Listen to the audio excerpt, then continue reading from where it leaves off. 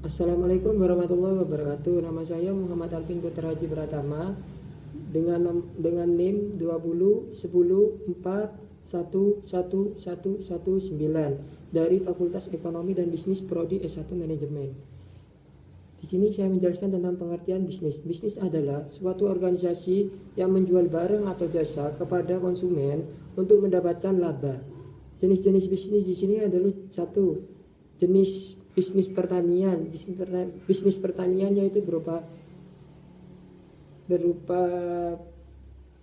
padi pertanian, contohnya itu seperti tanam padi, terus tanam tomat, tanam lombok, dan juga yang lain-lain. Dua, jenis bisnis produksi bahan mentah. Produksi bahan mentah di sini yaitu berupa jenis kayak mie instan yang harus dibuat lagi, dan juga tepung seperti tepung kanji, tepung ketan, dan juga yang lain-lain. Tiga, bisnis finansial. Bisnis finansial di sini adalah bisnis yang berlatar belakang seperti uang. Jadi seperti kayak bank, jenis bisnis bank itu Bank Nasional Indonesia, Bank BRI, Bank BNI, Bank Mandiri, dan juga yang lain-lain yang berhubungan dengan uang. Bisnis 4, bisnis transportasi. Bisnis transportasi ini bisa berupa tentang seperti angkutan umum, LIN, terus bandara, stasiun kereta api, dan pelabuhan, dan juga yang lain-lain. Contoh bisnis di sini, satu, cateringan rumahan. Cateringan rumahan itu seperti orang seperti nasi yang dipesan oleh orang itu, nasi yang berkatan itu dipesan oleh orang, nanti dikirim ke orang yang memesannya, itu cateringan rumahan. Dua, dropship. Dropship di sini yaitu seperti barang yang dari supplier kita jual lagi dengan harga yang lebih tinggi. Tiga, desain grafis. Desain grafis di sini berupa seperti mendesain logo, mendesain gambar, dan desain tentang grafis-grafis seperti itu. 4,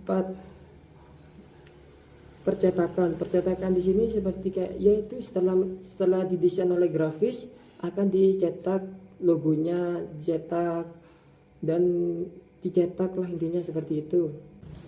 Pengertian manajemen di sini adalah manajemen adalah suatu proses di mana seseorang dapat mengatur segala sesuatu yang dikerjakan oleh individu atau kelompok. Fungsi manajemen. 1. Planning atau perencanaan. Dengan adanya planning atau perencanaan, manajer bisa mengevaluasi segala tindakan yang ada di suatu perusahaan tersebut. Tindakan tentang pengambilan keputusan dan lain-lain. 2. Organizing atau organisasi. Organisasi di sini bertujuan untuk mempermudah proses pengawasan yang dilakukan oleh seorang manajer tersebut. Jadi mengawasi suatu proses yang akan dilakukan atau planning atau rencana yang akan dilakukan tiap hari yang akan datang. 3. Actuating atau tindakan atau acting di sini agar planning yang dibuat tadi dapat berjalan dengan lancar dan sesuai dengan rencana yang sudah direncanakan bersama dalam suatu perusahaan tersebut. 4. Controlling atau mengontrol. Mengontrol di sini atau controlling agar kegiatan manajemen dapat berlangsung sesuai rencana.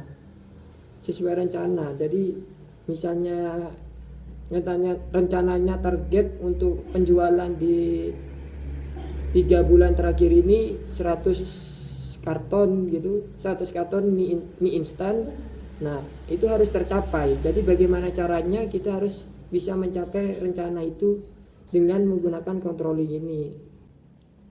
Contoh-contoh manajer. Contoh-contoh manajer di sini secara garis vertikal dibagi menjadi 3 bagian, yaitu first level manager, mid level manager, top level manager. First level manager di sini adalah manajer yang berada di tingkat bawah yang bertanggung jawab langsung untuk produksi dan memasarkan. Contohnya supervisor, line manager, dan lain-lain.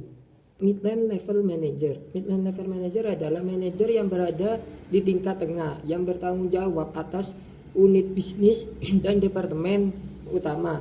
Contohnya yaitu departemen hand, manager quality, division hand, dan lain-lain. Top level manager di sini yaitu manajer yang ada di tingkat paling puncak atau atas, yang bertanggung jawab untuk menetapkan tujuan strategi organisasi, mendefinisikan strategi perusahaan, memonitor dan membuat keputusan di dalam perusahaan tersebut. Contohnya yaitu pemilik perusahaan, presiden, direktur, dan CEO, dan lain-lain.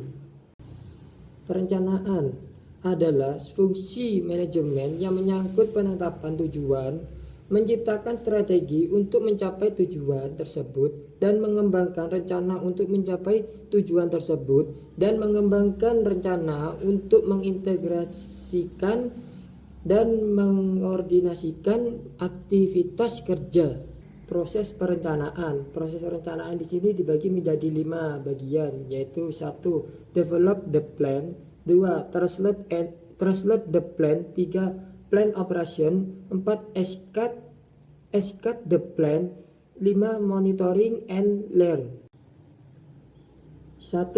Develop the plan adalah proses membuat rencana yang menyeluruh berdasarkan visi dan tujuan strategi perusahaan tersebut. 2. Translate the plan adalah menerjemahkan rencana ke dalam tindakan atau tujuan. 3. Plan operation adalah manajer merancang faktor operation yang diperlukan untuk mencapai tujuan. 4. Execute the plan adalah melaksanakan rencana yang telah ditetapkan.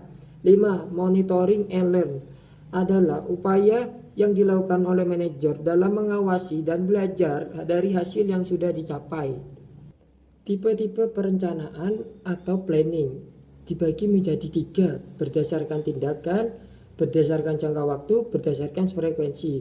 Berdasarkan tindakan juga dibagi menjadi 2 lagi, yaitu strategic plan dan operational plans. Berdasarkan jangka waktu juga dibagi menjadi 2, yaitu jangka waktu panjang dan juga jangka waktu pendek. Berdasarkan frekuensi juga dibagi menjadi 2, yaitu 1 single use plan dan standing plan.